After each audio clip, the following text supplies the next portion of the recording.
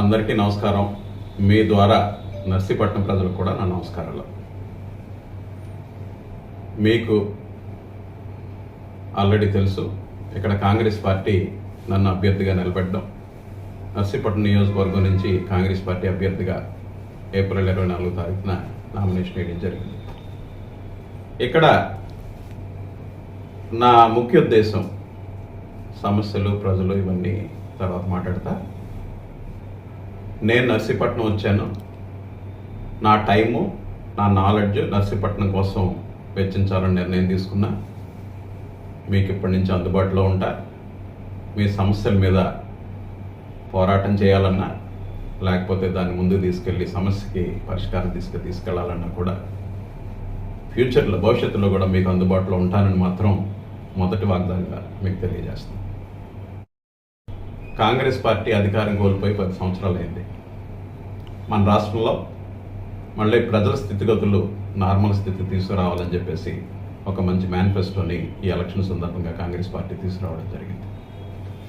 ఇందులో ముఖ్యంగా తెలుగుదేశం కానీ, గత 5 సంవత్సరాలు వైఎస్ఆర్సీపీ కానీ ప్రత్యేక హోదా మీద పోరాటాలు, దొంగ పోరాటాలు చేసినా ఫలితం రాలేదు. కాబట్టి మేము మొట్టమొదటి సంతకంగా, ఈ సంతకం సెంట్రల్ గవర్నమెంట్ నుంచి రావాలి కాబట్టి రాహుల్ గాంధీ గారు సెంట్రల్ మేనిఫెస్టోలో పెట్టడం జరిగింది. ఆంధ్రాకి ప్రత్యేక హోదా 5 సంవత్సరాలు కాదు 10 సంవత్సరాలు అని చెప్పేసి నేను మేనిఫెస్టోలో కూడా దాన్ని మొదటి విషయంగా తెలియజేయడం జరిగింది. సో మా మొదటి వాగ్దానం, రాహుల్ గాంధీ గారు ప్రధానమంత్రి అయిన వెంటనే మొదటి సంతకంగా 10 సంవత్సరాలకి ప్రత్యేక హోదా ఇవ్వడానికి నిర్ణయం తీసుకోవడానికి మేనిఫెస్టోలో మొట్టమొదటి వాగ్దానంగా పెట్టడం జరిగింది. 2, నేను మన స్టేట్కి సంబంధించి మనకి లబ్ధి చేకూరే చెప్తున్నా. 2వది, రాజీవ్ గాంధీ, మన రాజశేఖర రెడ్డి గారు ఉన్న టైంలో రైతుకు రుణమాఫీ చేస్తే నర్సీపట్నం ప్రజలే కాదు, ఆంధ్ర ప్రజలందరూ కూడా దీనివల్ల లబ్ధి పొంది రాజశేఖర రెడ్డి గారిని ఒక దేవుడిగా చూశారు. తెలుగుదేశం 5 సంవత్సరాలు రైతు రుణమాఫీ పెట్టలేకపోయారు. తర్వాత వైఎస్ఆర్సీపీ 5 సంవత్సరాలు కూడా రైతు రుణమాఫీ వాళ్ళు ఆచరణలోకి తీసుకురాలేకపోయారు, అంటే వాళ్ళ మేనిఫెస్టోలను పెట్టలేకపోయారు. ఈసారి 2వ వాగ్దానంగా 2 లక్షల రుణమాఫీ ప్రతి రైతుకి ఒకేసారి చేయడానికి అని చెప్పేసి మా 2వ వాగ్దానంగా చేయడం జరిగింది. గత 4-5 నెలలుగా చూసుకుంటే 5 గ్యారంటీలు ఇచ్చాం. కర్ణాటకకి ప్రజలు ఆదరించారు. అదే గ్యారంటీ కార్డుని తెలంగాణ తీసుకొచ్చి 6 గ్యారంటీలు ఇవ్వడం జరిగింది. అక్కడ కూడా ప్రజలు ఆదరించి అధికారం ఇచ్చారు. అదే దాన్ని, అంటే మీకు ఒక ఇంటర్నల్ ఇన్ఫర్మేషన్ చెప్పాలన్నా కూడా ఒక కన్సల్టెంట్ పీకే లాగా కాంగ్రెస్ పార్టీకి తెలంగాణలో పనిచేశారు, కర్ణాటకలో పనిచేశారు, అధికారాన్ని తీసుకొచ్చి, అంటే ప్రజల అభిమానాన్ని పొందగలిగాం. అదే కన్సల్టెంట్ ఇప్పుడు ఆంధ్ర కూడా పనిచేస్తున్నారు. దయచేసి అర్థం చేసుకోండి.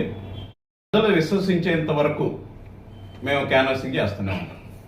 ప్రజలు విశ్వసిస్తారా, విశ్వసించారని ప్రశ్నించే హక్కు మాకు లేదు. వాళ్ళు ఒప్పుకునేంత వరకు, వాళ్ళు నమ్మేంత వరకు మేము మా విషయాలు చెప్తూనే ఉంటాం. మమ్మల్ని నమ్మండి అని. ఒకసారి 9 గ్యారంటీలు ఏంటో చెప్పండి. ఒకసారి 9 గ్యారంటీలు నేను పాంప్లెట్ రూపంలో, సార్ ఆ పాంప్లెట్ ఇవ్వండి. మీ ద్వారా నాకు ఏ సమస్య మీరు తెలియజేసినా కూడా నేను అక్కడికి వెళ్ళడానికి, దాన్ని అడ్రస్ చేయడానికి నాకు ఇష్టం. కాబట్టి ఈ ఎలక్షన్ వరకు, అంటే 13వ తారీఖు వరకు ఎలక్షన్ పనులు, 13వ తారీఖు తర్వాత ప్రజా సమస్యల మీద స్పందించాలని నాకు పర్సనల్గా ఇష్టం. కాబట్టి మీ ద్వారా వచ్చిన వేరే విధంగా నాకు విషయం తెలియజేసినా కూడా నేను ఆ వేళ నుంచి ప్రజలకు అందుబాటులో. శ్రీరామూర్తి ఎక్కడ అందుబాటులో ఉంటాను? నర్సీపట్నం.